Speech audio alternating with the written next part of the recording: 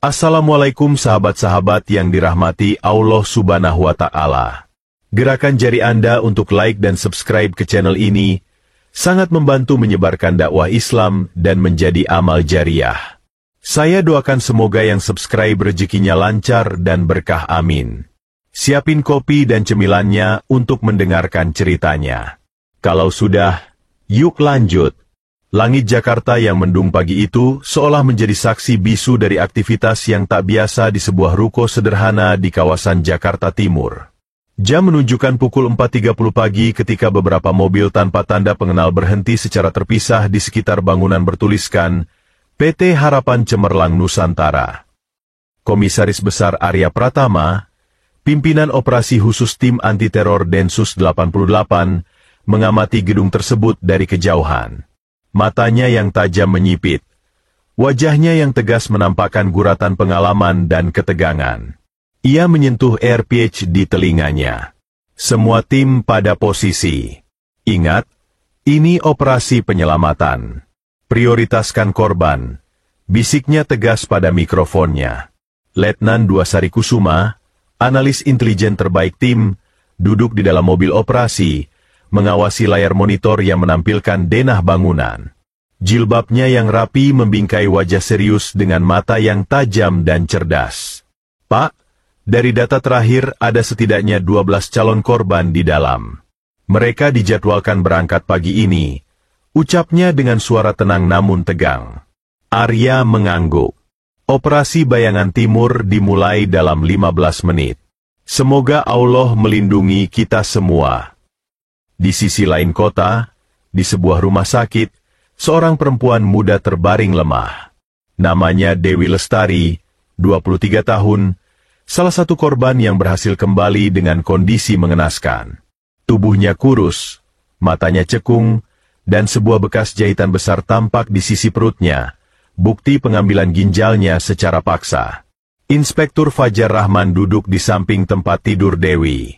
Pria dengan perawakan tegap dan wajah ramah ini telah 3 hari menunggui Dewi untuk memberikan kesaksian. Dewi, aku tahu ini berat, tapi ceritamu bisa menyelamatkan banyak orang, ucap Fajar lembut.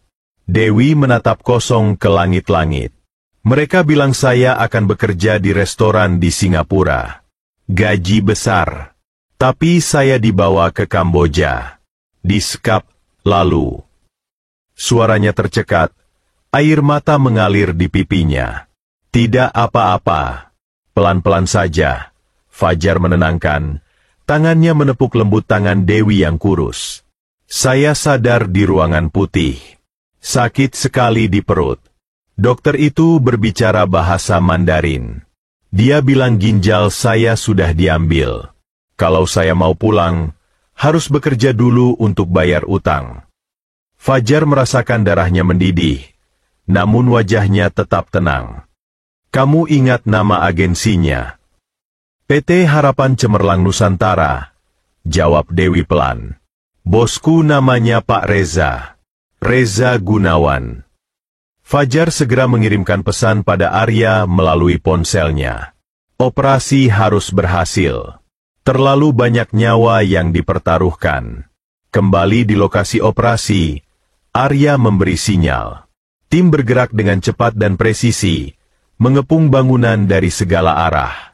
Mereka telah merencanakan ini selama berminggu-minggu. Setiap detail diperhitungkan. Ketika jam menunjukkan pukul 5 pagi, pintu depan PT Harapan Cemerlang Nusantara didobrak. Densus 88. Jangan bergerak. Operasi berlangsung cepat. Tim Densus 88 menyerbu masuk dari berbagai pintu. Sersan Mayor Budi Santoso, ahli taktis tim, memimpin pasukan pendobrak pintu. Tubuhnya yang kekar dan gesit bergerak dengan kecepatan mengesankan meski usianya tidak lagi muda. Bersihkan ruangan depan. Cek ruang belakang. Teriaknya pada anggota tim. Di ruang utama kantor, mereka menemukan 4 staf yang terkejut. Dokumen-dokumen berhamburan saat para staf berusaha menyembunyikannya. Jangan bergerak.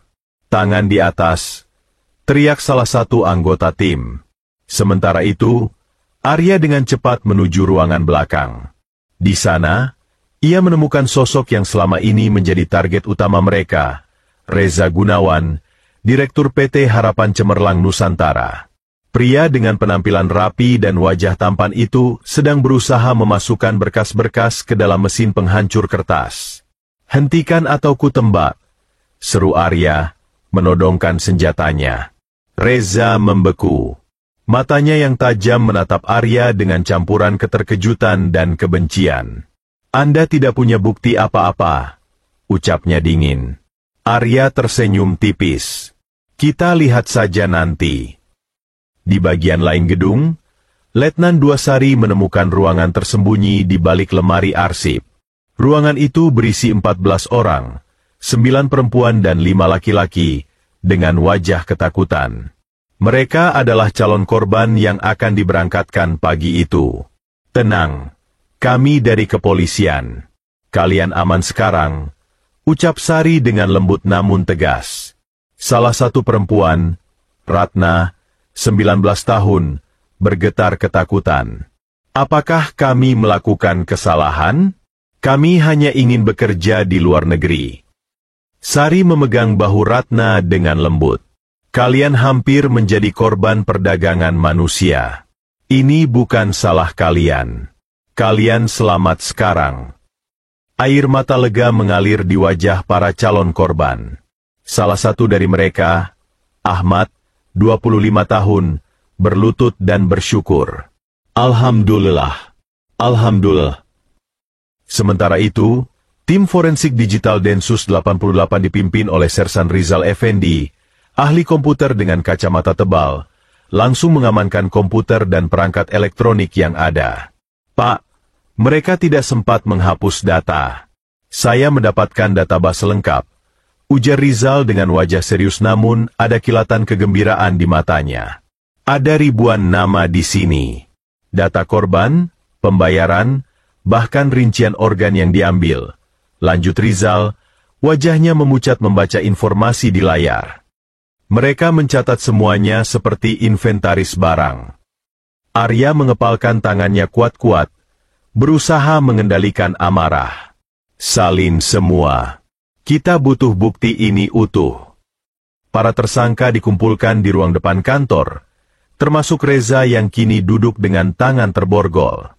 Wajahnya tidak lagi menampakkan keangkuhan, digantikan oleh kecemasan yang tidak bisa disembunyikan. "Kau tahu apa yang kau lakukan, Reza?" tanya Arya, berdiri di hadapannya. "Menjual organ manusia seperti barang dagangan." Reza mengalihkan pandangan.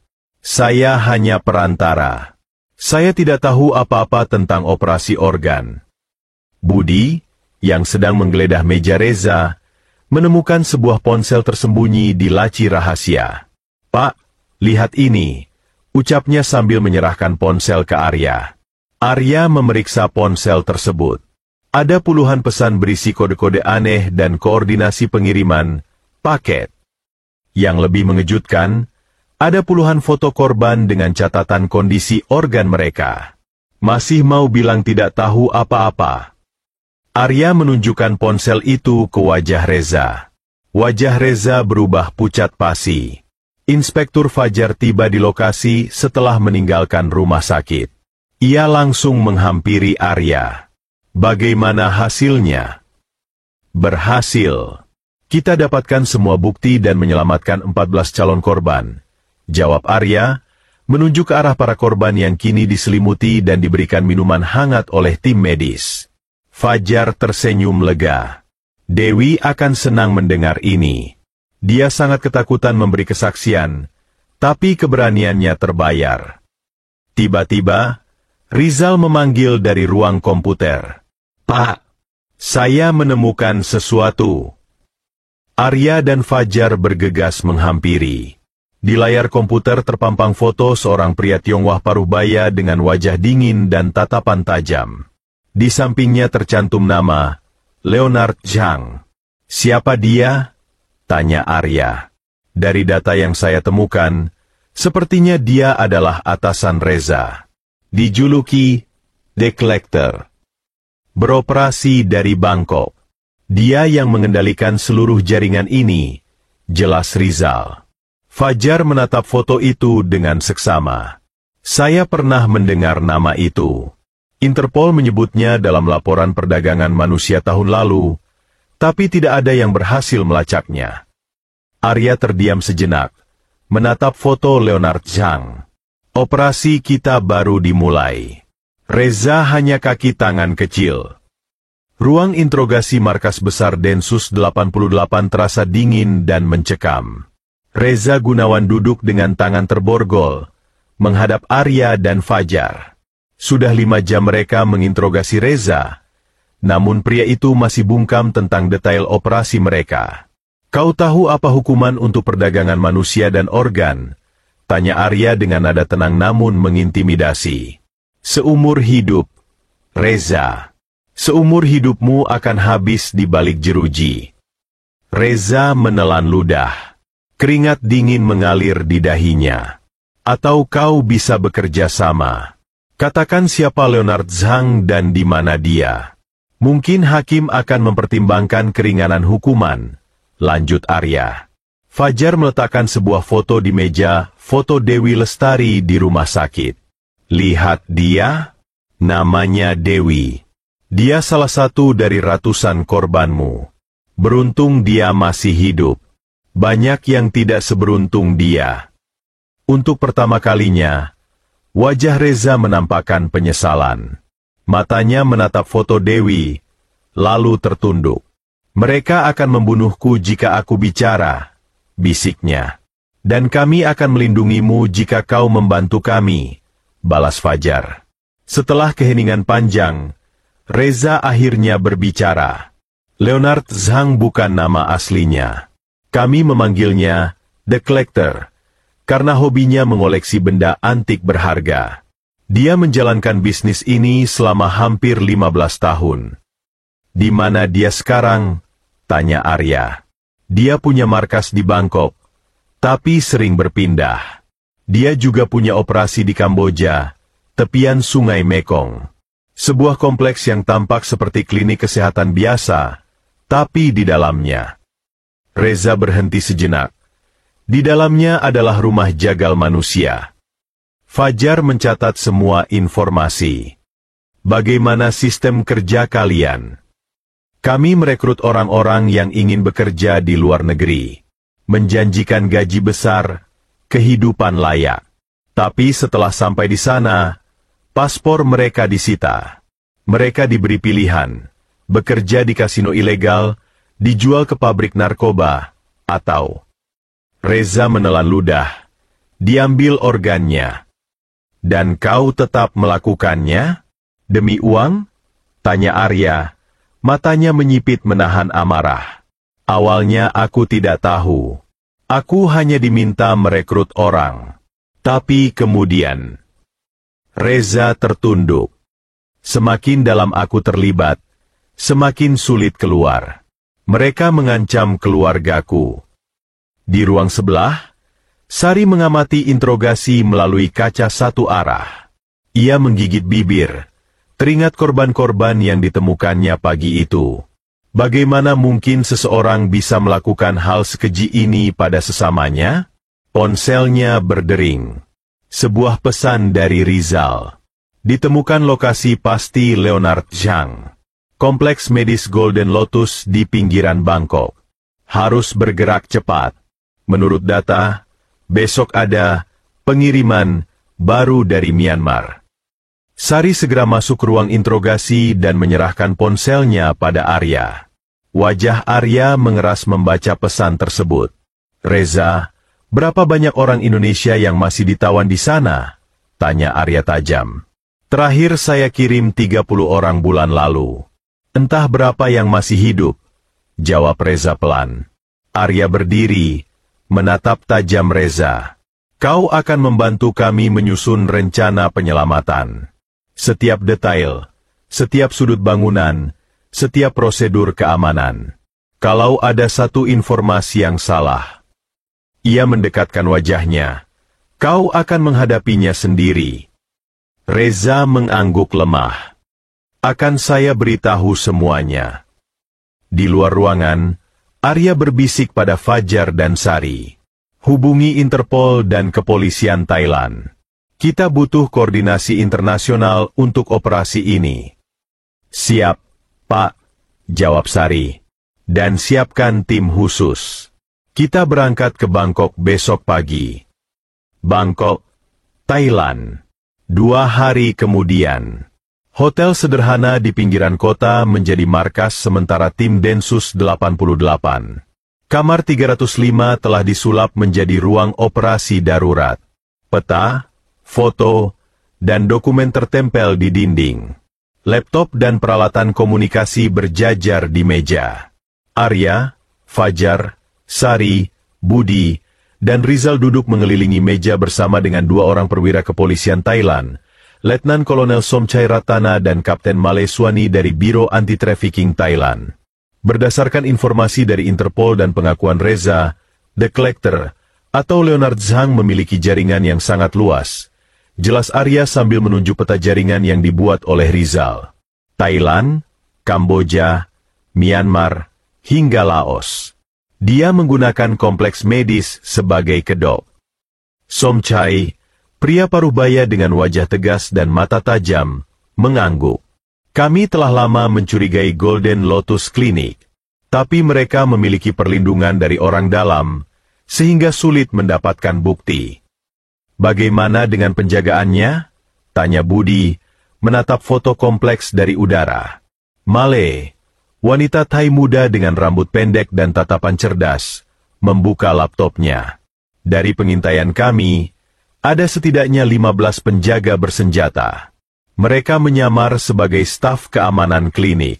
Ada juga sistem CCTV canggih dan alarm tersembunyi. Rizal mengangkat tangan. Saya berhasil meretas sebagian sistem keamanan mereka. Ada celah di shift pergantian penjaga pukul 2 dini hari. Selama 5 menit, sudut timur kompleks tidak terpantau kamera. Itu waktu kita untuk masuk, ucap Arya tegas. Ada kabar baru, sambung Fajar sambil menunjukkan ponselnya. Informan kami di perbatasan Kamboja melaporkan sebuah truk dengan 20 orang baru saja tiba di kompleks pagi ini. Sebagian besar korban dari Myanmar, tapi ada 3 warga Indonesia. Wajah Arya mengeras. Kita harus bergerak malam ini.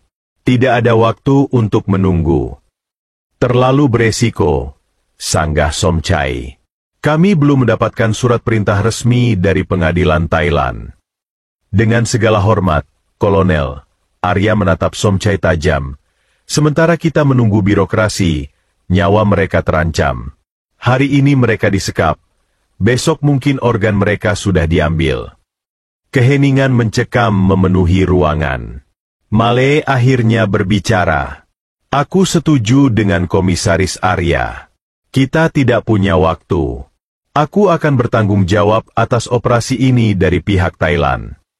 Somchai menghela napas panjang. Baiklah. Tapi ini operasi bersama. Tim Thailand yang memimpin di lapangan. Arya mengangguk. Setuju.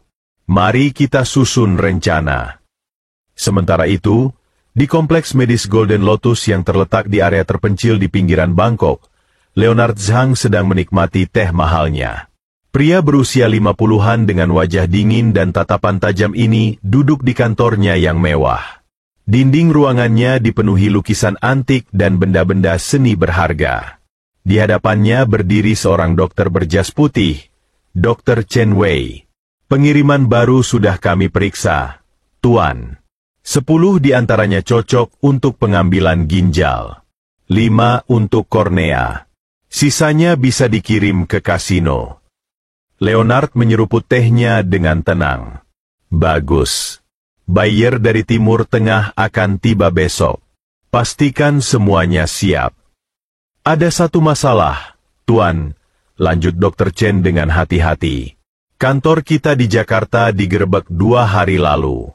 Reza tertangkap. Untuk pertama kalinya, wajah Leonard menampakkan kekhawatiran. Apa Reza bicara? Belum tahu pasti.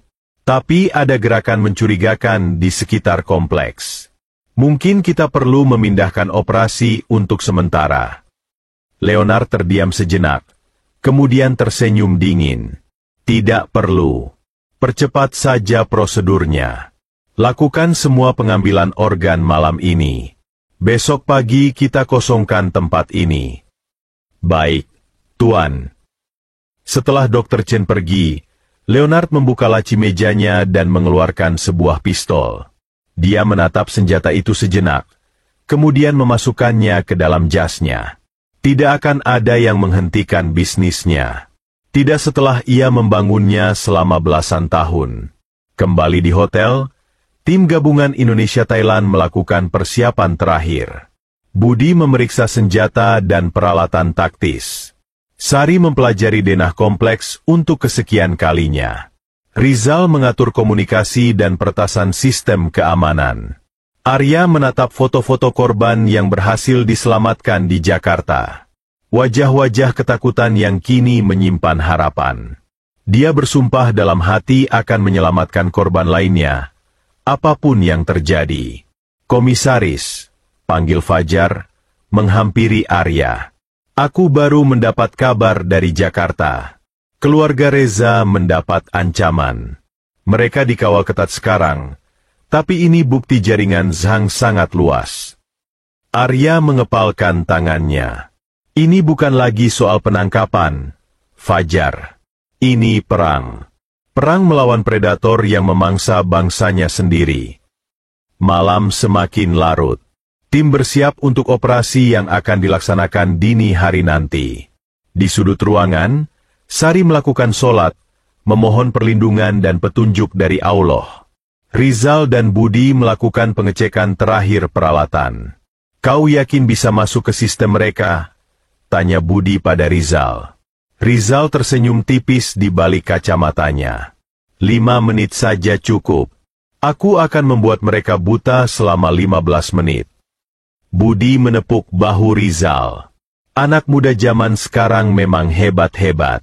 Zaman aku dulu masih pakai telepon rumah. Candaan Budi membuat suasana tegang sedikit mencair. Semua tahu risiko operasi ini sangat tinggi. Mereka berhadapan dengan organisasi berbahaya dengan jaringan luas dan sumber daya besar. Pukul 1.30 dini hari. Tim operasi gabungan bergerak dalam 2 van hitam tanpa tanda pengenal. Menuju kompleks Golden Lotus yang akan menjadi medan pertempuran mereka. Malam di pinggiran Bangkok terasa mencekam. Hujan rintik-rintik membasahi jalanan. 2 van hitam berhenti 1 kilometer dari kompleks Golden Lotus. Tim gabungan Indonesia-Thailand turun dan melakukan persiapan terakhir. Koms cek, bisik Rizal, mengetes peralatan komunikasi yang terpasang di telinga masing-masing anggota tim. Alpha clear, jawab Arya. Bravo clear, Budi menyahut. Charlie clear, Sari merespon. Delta clear, Fajar menjawab. Taiwan clear, Somchai mengonfirmasi. Taitu clear, Male melengkapi. Rizal membuka laptopnya. Jari-jarinya bergerak cepat di atas keyboard. Bersiap untuk operasi Blackout. Sistem keamanan mereka akan mati dalam 3, 2, 1. Layar laptop Rizal menampilkan notifikasi akses granted berwarna hijau. Blackout berhasil. Kalian punya 15 menit sebelum sistem kembali online. Tim bergerak cepat memasuki area kompleks. Mereka terbagi menjadi 3 kelompok. Tim Alpha dipimpin Arya dan Somchai menuju bangunan utama. Tim Bravo dengan Budi dan Male menuju area belakang yang diduga sebagai tempat penahanan korban. Tim Charlie yang terdiri dari Fajar dan Sari bertanggung jawab mengamankan area medis.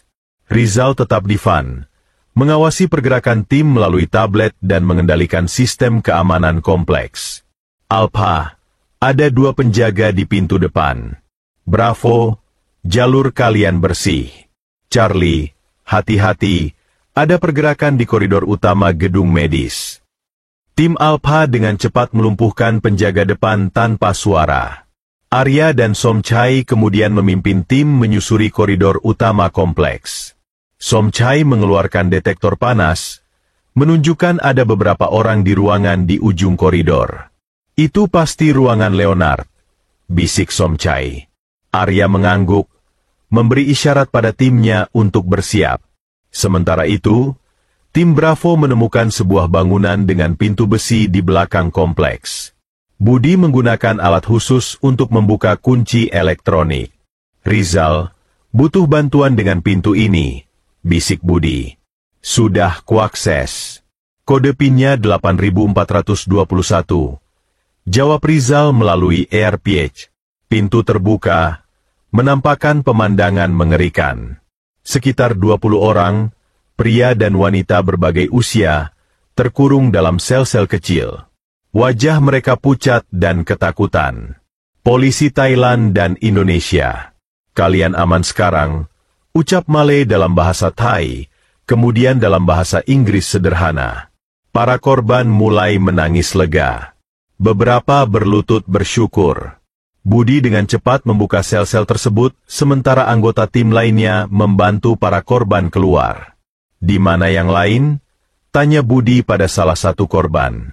Mereka membawa beberapa orang ke ruang operasi tadi sore, jawab seorang pria dengan wajah ketakutan.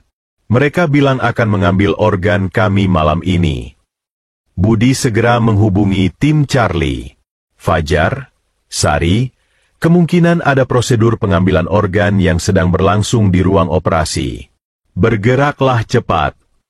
Tim Charlie yang sudah mendekati area medis mempercepat langkah mereka. Sari, dengan latihan medisnya, memimpin di depan. Mereka menemukan pintu dengan tanda Operating Theater, Staff Only. Rizal, bisa buka pintu ini? Tanya Sari. Tunggu. Ini sistem yang berbeda. Butuh waktu, jawab Rizal. Tidak ada waktu. Fajar mengambil keputusan cepat. Ia menembakkan peluru ke arah kunci pintu. Suara tembakan menggema di koridor. Pintu terbuka, menampakkan ruang operasi dengan peralatan canggih. Di atas meja operasi, seorang pemuda terbaring tidak sadarkan diri. Dr. Chen dan dua asistennya membeku melihat kedatangan tim polisi bersenjata. Angkat tangan. Jangan bergerak, teriak Fajar. Dr. Chen mencoba meraih skalpel, tapi Sari dengan cepat melumpuhkannya dengan tembakan di bahu. Asistennya langsung menyerah. Sari segera memeriksa kondisi korban di meja operasi. Dia masih hidup. Sepertinya baru dibius. Ada 3 orang lagi di ruang persiapan, ucap salah satu asisten dokter, menunjuk ruangan sebelah. Tim Charlie bergegas menyelamatkan korban lainnya. Sementara itu, seluruh kompleks kini dalam keadaan siaga. Alarm berbunyi nyaring. Sistem kembali online. Teriak Rizal melalui komunikasi. Kalian kehilangan keuntungan faktor kejutan. Di kantor utama, Leonard Zhang mendengar keributan. Ia segera mengambil pistolnya dan sebuah tas kecil berisi dokumen penting dan hard disk. Ia tahu waktunya telah habis.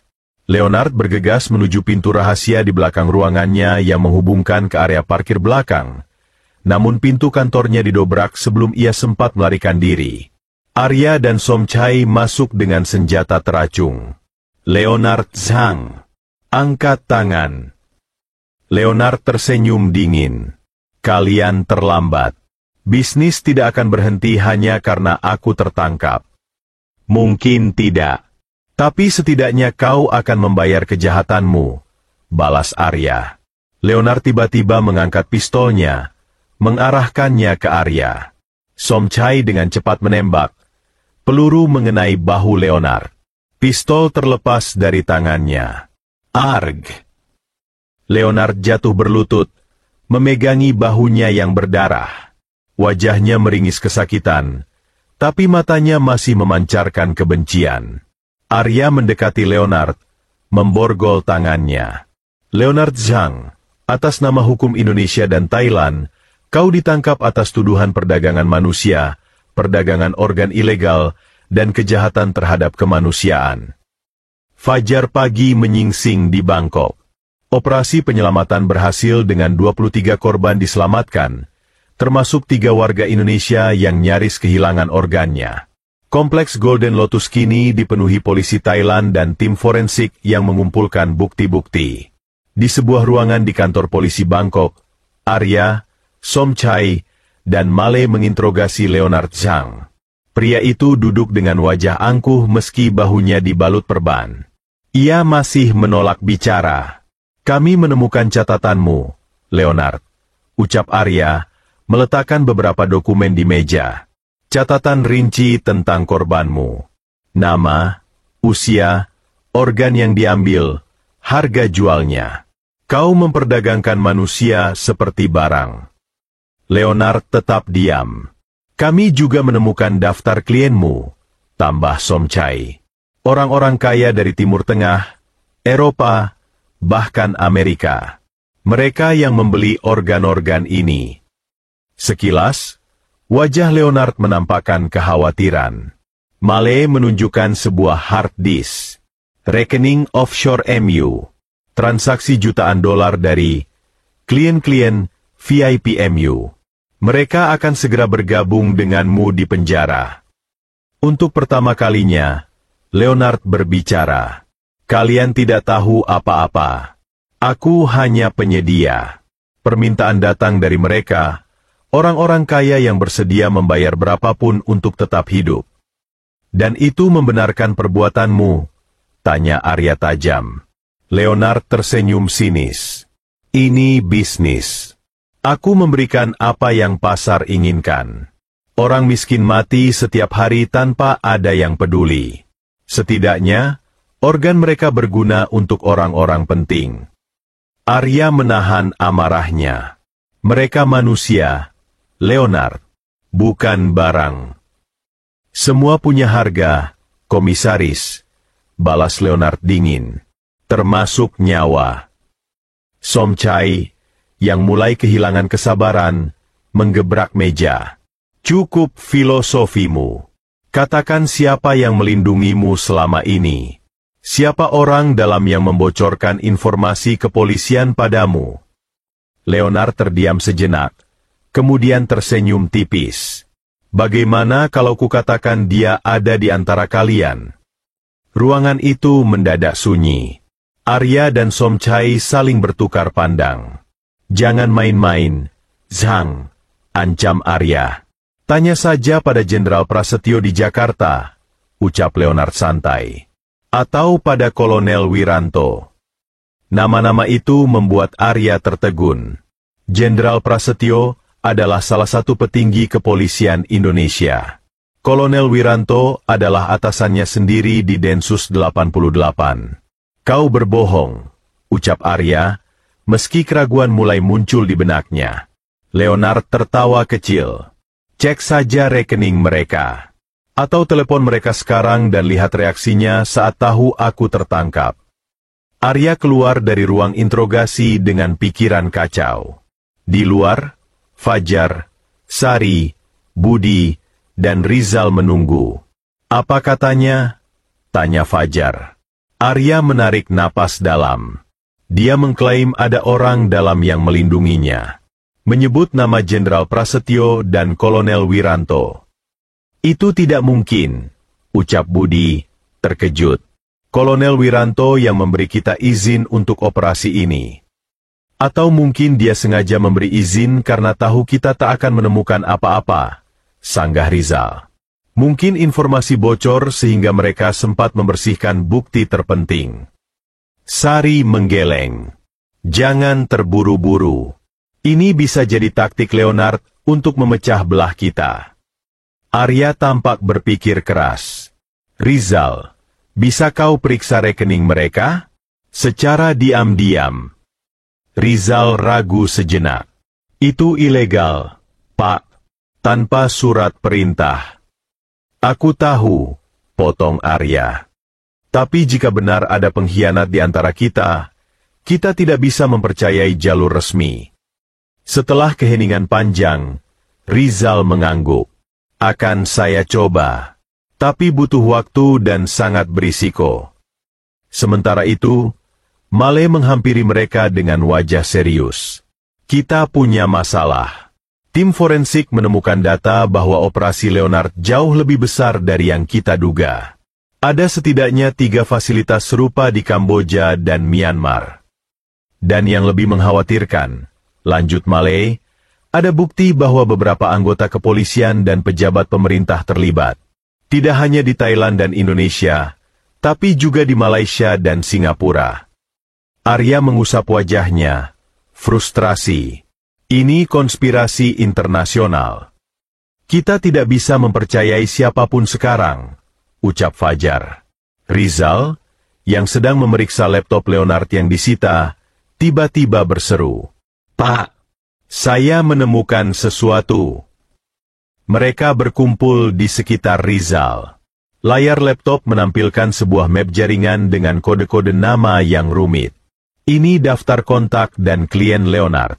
Dienkripsi dengan sangat baik, tapi saya berhasil membukanya sebagian, jelas Rizal. Dan lihat ini. Rizal menunjuk sebuah folder bernama Guardians. Di dalamnya terdapat daftar nama dengan jumlah pembayaran bulanan. Ini daftar orang-orang yang dilindungi dan dibayar Leonard, lanjut Rizal. Dan benar, ada nama Jenderal Prasetyo di sini. Juga beberapa nama pejabat tinggi lainnya. Arya merasa seperti dipukul telak. Salah satu orang yang paling ia hormati ternyata terlibat dalam jaringan kejahatan ini. Ada yang lebih mengejutkan. Rizal menggulir layar ke bawah. Ada nama Tiger. Kode untuk seseorang di Densus 88. Pembayarannya paling besar. Siapa? Tanya Arya. Suaranya hampir pecah oleh amarah. Rizal menggeleng. Belum tahu. Hanya kode nama. Arya terdiam, menatap layar dengan berbagai perasaan berkecamuk.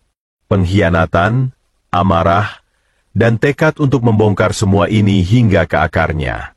Kita perlu merahasiakan temuan ini, ucap Arya akhirnya. Jangan laporkan dulu ke Jakarta. Kita selidiki sendiri sampai tuntas. Tapi ini menyangkut atasan kita sendiri, Pak. Fajar terlihat khawatir. Justru karena itu, tegas Arya. Jika benar ada pengkhianat di tingkat atas, melaporkan temuan kita hanya akan memperingatkan mereka. Kita harus bergerak diam-diam. Semua anggota tim saling berpandangan, kemudian mengangguk setuju. Lalu, apa langkah kita selanjutnya? Tanya Sari. Arya menatap ke arah ruang interogasi tempat Leonard ditahan. Kita gunakan Leonard untuk menjebak mereka semua. Malam itu, di hotel tempat tim Densus 88 menginap, Arya mengumpulkan timnya untuk rapat rahasia. Kamar hotel sudah diperiksa dari kemungkinan penyadapan. Rizal bahkan memasang perangkat anti penyadap untuk memastikan pembicaraan mereka aman. Situasinya lebih kompleks dari yang kita duga. Arya memulai, suaranya rendah namun tegas. Kita menghadapi musuh yang tidak hanya kuat secara finansial, tapi juga memiliki orang dalam di institusi kita sendiri. Budi menggeleng, masih sulit menerima kenyataan. Sulit dipercaya Jenderal Prasetyo terlibat. Beliau selalu menjadi panutan, sosok bersih di kepolisian. Justru itu yang membuat penyamarannya sempurna, komentar Rizal sambil mengoperasikan laptopnya. Saya telah melacak aliran dana ke rekening-rekening tersembunyi. Semuanya masuk akal. Sari, yang biasanya tenang, terlihat gusar. Tapi siapa? Tiger. Jika benar dia ada di Densus 88, kita semua dalam bahaya. Ada kemungkinan. Fajar ragu melanjutkan. Kolonel Wiranto. Jangan menuduh tanpa bukti, tegur Arya. Kita perlu bukti konkret sebelum menuduh siapapun. Rizal menunjukkan layar laptopnya. Saya menganalisis pola komunikasi dari ponsel Leonard. Ada komunikasi rutin dengan nomor yang terdaftar atas nama perusahaan Shell di Singapura. Dari pola waktunya, ini pasti Tiger. Bisa kau melacak lokasi terakhir komunikasi tersebut? Tanya Arya. Rizal mengangguk. Komunikasi terakhir dilakukan 1 jam sebelum penggerebekan. Lokasinya? Di sekitar hotel kita di Bangkok. Keheningan mencekam memenuhi ruangan. Implikasi dari informasi itu jelas. Tiger mungkin salah satu dari mereka, atau setidaknya sangat dekat dengan operasi mereka. Mulai sekarang, kita jalankan operasi bayangan, putus Arya. Informasi sensitif hanya dibagi langsung, tidak melalui alat komunikasi. Kita akan membuat Leonard mengira rencananya berhasil. Maksudnya? Tanya Budi.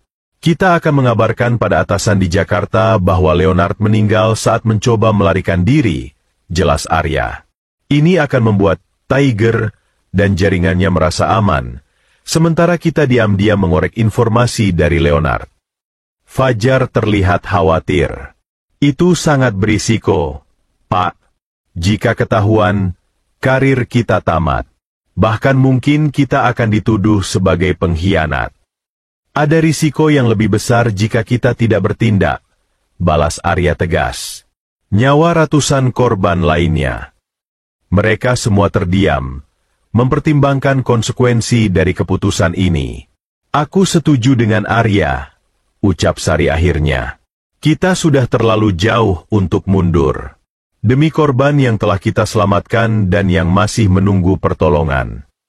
Budi menghela napas panjang, kemudian mengangguk. Aku juga setuju. Tapi kita harus sangat berhati-hati. Bagaimana dengan pihak Thailand? Tanya Rizal. Kita perlu kepercayaan mereka. Somchai dan Male bisa dipercaya, jawab Arya. Mereka juga punya kepentingan membongkar jaringan ini. Kita akan bekerja sama dengan mereka. Arya kemudian menjelaskan rencana detailnya. Mereka akan membuat berita palsu tentang kematian Leonard, sementara sebenarnya pria itu akan ditahan di lokasi rahasia. Tim akan terbagi menjadi 2, sebagian kembali ke Indonesia untuk menyelidiki keterlibatan Jenderal Prasetyo dan mencari identitas Tiger, sementara sebagian lagi tetap di Thailand untuk menginterogasi Leonard dan melacak jaringannya di negara-negara tetangga. Ada satu hal lagi, tambah Rizal. Dari data yang saya temukan, besok akan ada pertemuan besar para pembeli di Singapura. Orang-orang kaya yang membeli organ-organ ilegal ini. Itu kesempatan kita untuk menangkap mereka semua sekaligus, ucap Arya. Tapi kita perlu bukti dan rencana matang. Pagi harinya, berita tentang kematian Leonard Zhang saat mencoba melarikan diri menyebar di kalangan kepolisian. Arya dan timnya memastikan berita ini sampai ke Jakarta, termasuk ke Jenderal Prasetyo dan Kolonel Wiranto. Sementara itu, Leonard Zhang yang sebenarnya ditahan di lokasi rahasia yang hanya diketahui oleh tim inti. Arya, bersama Somchai, melakukan interogasi intensif. Berita kematianmu sudah tersebar, ucap Arya pada Leonard yang terkejut. Sejauh yang dunia tahu, kau sudah mati. Itu berarti, tidak ada yang akan mencarimu atau mencoba menyelamatkanmu. Leonard menatap Arya dengan campuran kebencian dan ketakutan. Apa maumu? Informasi lengkap tentang jaringanmu. Semua klien, semua kontak, semua lokasi fasilitas. Dan yang terpenting, identitas Tiger, jawab Arya. Leonard tertawa getir. Kau tidak tahu siapa Tiger. Dia lebih dekat dari yang kau kira. Berhenti bermain teka-teki, tegas Somchai. Bicara atau habiskan sisa hidupmu di sel isolasi. Setelah beberapa saat keheningan, Leonard akhirnya bicara. Akan kuberitahu, tapi dengan satu syarat. Kau tidak dalam posisi untuk mengajukan syarat, balas Arya dingin. Dengar dulu, ucap Leonard. Aku punya keluarga, istri dan seorang putri. Mereka tidak tahu apa-apa tentang bisnis. Aku ingin jaminan keselamatan untuk mereka. Arya dan Somchai saling pandang. Ini adalah sisi Leonard yang tidak mereka duga. Di mana mereka sekarang? Tanya Arya. Hong Kong. Apartemen di Central District. Mereka pikir aku hanya pengusaha biasa, jawab Leonard, untuk pertama kalinya terlihat benar-benar khawatir. Arya menimbang permintaan itu. Kami akan memastikan keselamatan mereka. Tapi kau harus memberikan semua informasi yang kami butuhkan.